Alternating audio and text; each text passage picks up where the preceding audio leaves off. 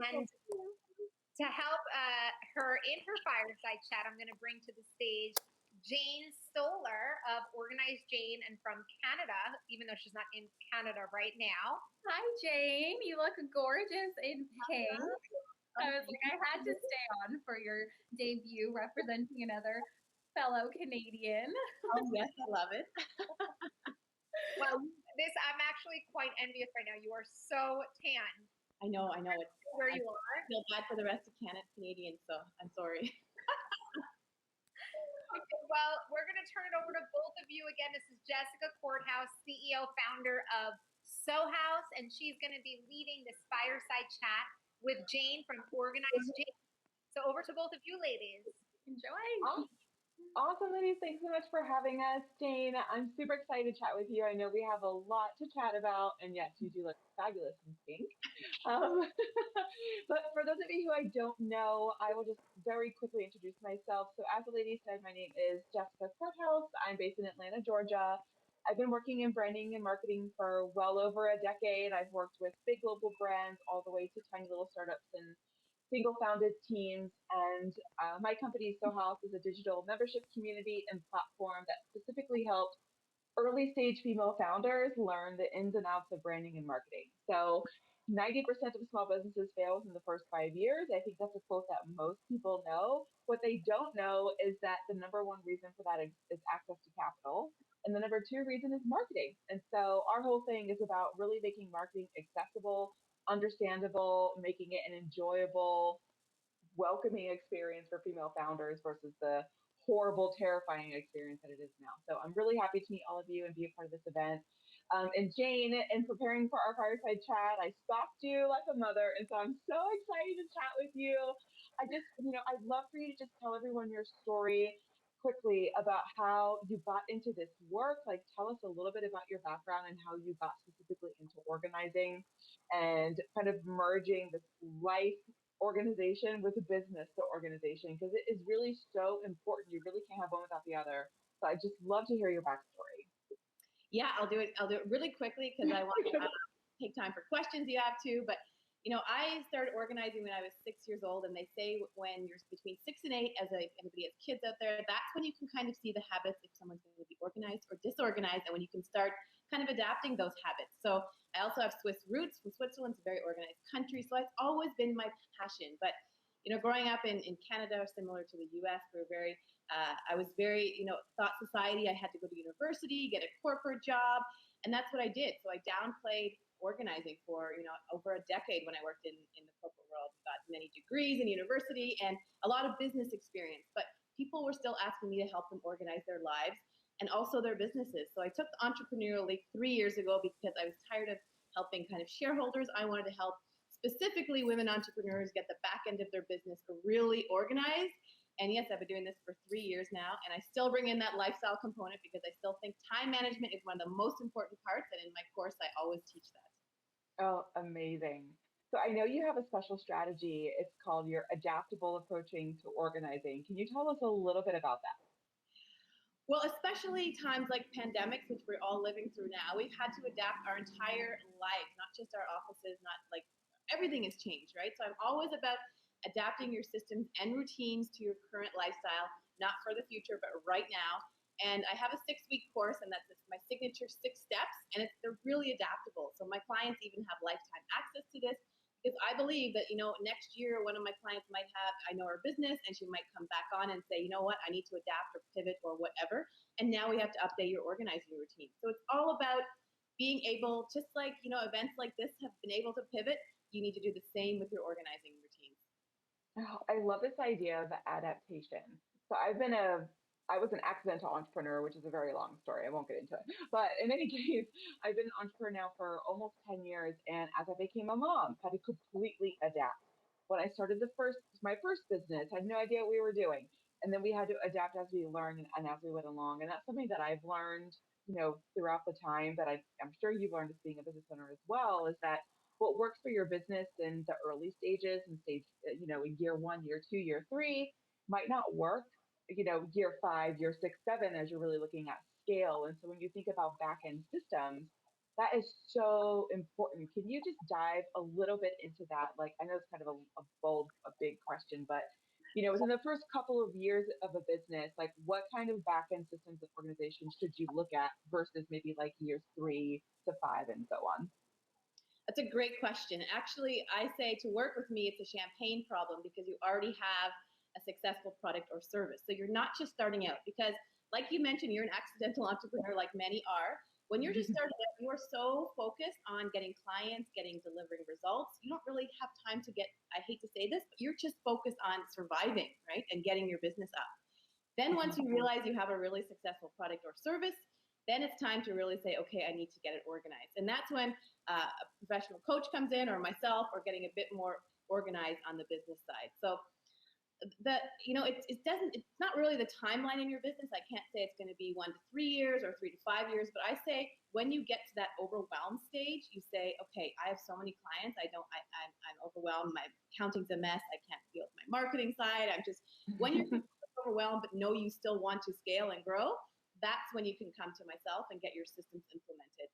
And again, at 3 to 5 years, there's no timeline, but as you adapt and grow, you might have to actually upgrade those systems as your business changes. Yeah, amazing. What are some of the common problems that your clients come to you for? Like, what are sort of like the top things that you always see that everyone struggles with? So there's two actually that I get a lot of questions about. The first one is time management, which is a big one for entrepreneurs because we really need to be focused on those revenue generating activities. And that's my biggest exercise with my clients is really that task audit of getting your time organized to focus on that because we have so many things we should be doing, but does it really drive our business? And the second one is really the accounting side, especially right now, tax season. A lot of entrepreneurs come to me, they're like, I'm so overwhelmed, I don't know where to start, and can you help me with that? And I believe you have to have your finances organized and your accounting. Even if you're not an accountant or don't even know numbers, you need to know the numbers of your business. Okay, you're a woman of my own heart right now because the first time I learned, I literally had an outstanding conversation with the IRS for like 7 years because of some stupid thing that wasn't even my fault that my accountant was supposed to be doing. But at the end of the day, right, I was the business owner. I should have known the basics and caught it, and now I know better. But I definitely had to pay for that, Yeah. literally and figuratively, for a few years. Yeah, and that's a common thing. And we think, oh, somebody else, our accountant can take care of it, our bookkeeper, but it's very difficult to find a good bookkeeper, first of all. When you're in the growth stage of your business, you want to know every single penny coming in and out. And it's very simple once you have a system. And that's week 3 of my course. It's step 6 in my program or step 3, I should say, of my 6 steps. But it is one of the most, I'd say, aha moments where entrepreneurs say, oh my gosh, I can't believe I've avoided this for so long. And all it takes is putting a system in place. Yeah, absolutely. As I mentioned before, we're a branding and marketing focused membership and community. So, of course, we don't focus on financial systems, but I do hear this a lot in our community of women who are like, I'm just uncomfortable running the numbers. And it's like, look, you got to get comfortable. You got to get real comfortable. It doesn't need to be fancy. You can have it on a spreadsheet. You can have it on a post-it note if you want to, but you've got to have some type of system together to have an idea of what's happening in the numbers of your business. Yeah, you could not have said it any more truer. Okay, so I know we only have a limited of time for our panel. I know we could talk forever, but I'd love to know what are some must-have organizational tips that you do for your own business and your own life. So, what are like non-negotiables for you personally and professionally that you could share with us? Oh yeah, I have so many, but I'm going to focus on 2 or 3 right now because we're limited here. But, one of them is using a time cube. So I sell these on Organized Jane because they're prettier with the pink, but any timer will work. I don't recommend your phone, but I really get focused on tasks. So when I'm, doing my emails for twice a day, I set the timer to maybe 60 minutes and it'll be sitting there blinking at me, counting down. I won't do anything. I won't check my Instagram. I won't go to the bathroom. I won't do anything. I will just focus on that.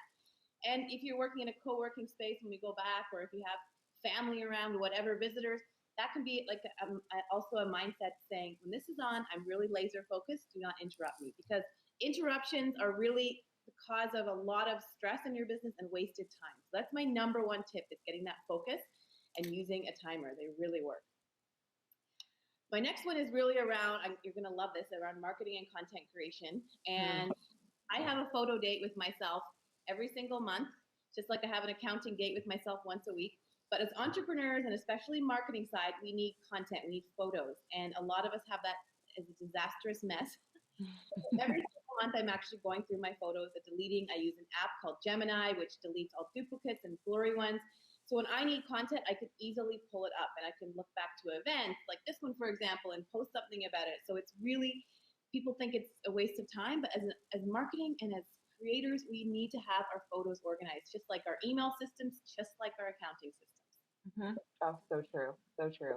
And then my very, very last question, and I know it's a loaded one, is what is your number one piece of advice for business owners, aspiring founders, even more mature founders who are just feeling really overwhelmed? Like, what is just the number one thing they need to be doing that you haven't already shared that maybe they overlook, or just something that they just forget about because they're too busy working in their business instead of working on their business?